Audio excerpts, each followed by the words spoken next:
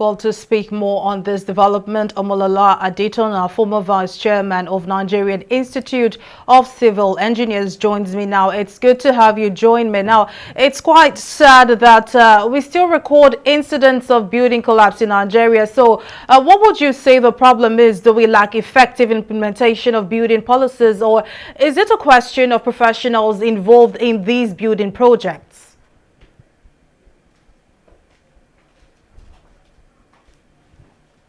Good afternoon to you, and thank you for inviting me to this platform. It is really sad that building collapse seems to have come to stay in an environment, and it is really sad, especially for professionals in the built environment, to read this news more frequently than before on the collapse of our structures. Yeah, there are lots of factors that we know is responsible. Yes, government policies. Government policies are supposed to ensure safety in our construction work.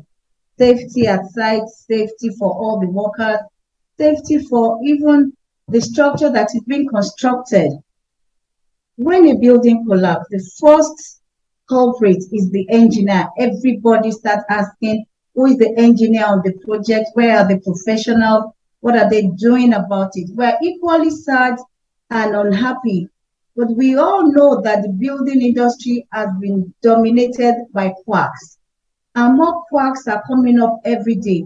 Members that are not registered with professional bodies are considered as quacks because our professional bodies ensure continuous professional development of members to make sure that they are up to date and they are relevant with all the necessary codes and standards.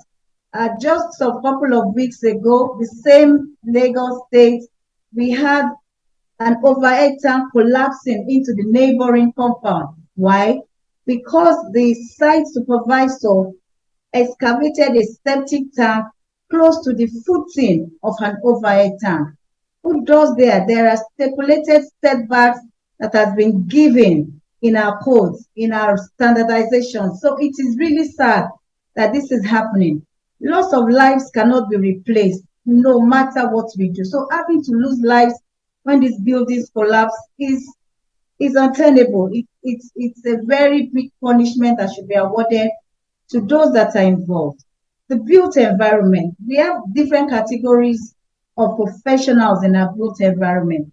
We have the lawyers, we have the quantity surveyors, we have the architect. I said lawyer first because these days, lawyers get projects directly from clients. By the time they're processing the papers for approvals, a lawyer gets to say, I have a team to build your project for you. So the client gets confused or convinced and gives the job to a lawyer. The same thing happens to an architect because it's the first point of contact with the clients. The quantity surveyors, all of us are now engineers handling construction on our site. So this mishap affects both all professionals and also the government policies. Just like you told me a few minutes ago, the site has been sealed. We have found out today on visit to the site that approval was given for 3 floors. And then the contractor or the client requested for 10 floors. They keep saying the foundation can carry it. The foundation can support it. So what the trend now is that they get a registered engineer to build the foundation, and then subsequent floors, they give it to quacks to continue because it comes out cheaper for them.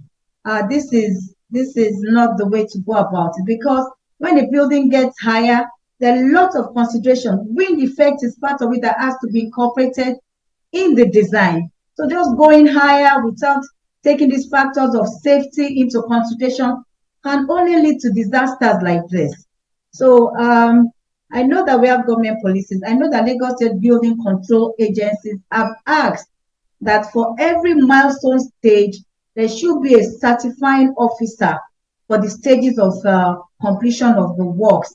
And I know that they are abiding with this. The area where we think that we need to come in is that they need to involve more engineers. We need to have more stakeholder participation. We have Nigerian Society of Engineers. We have Nigerian Institution of Civil Engineers. We have a lot of divisions We have the Council for the Regulation of Engineers in Nigeria, COREN.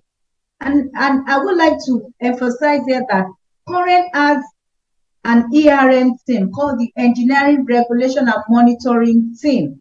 They go around construction sites to ensure compliance to their specifications, compliance to standards and codes. But most of the sites, they don't allow them in. They chase them out of the site. We have one, the one for the Ikeja NSC branch has been to this site this morning. And from conversation, I learned that it really is a sad case. Yes, three people were reported dead, but in their presence, 2 additional bodies were brought out of this building, the building that had been sealed by the same government organization, Lagos State Building Control Agency. So there's more to be done from each and every one of us. We need to build up the built environment. We need to come together as a team and face building collapse as one body. Thank you. Well, Omolola Adetona, you've spoken quite a lot. The former Vice Chairman of Nigerian Institute of Civil Engineers. Thank you very much for joining us on the news and for your contribution.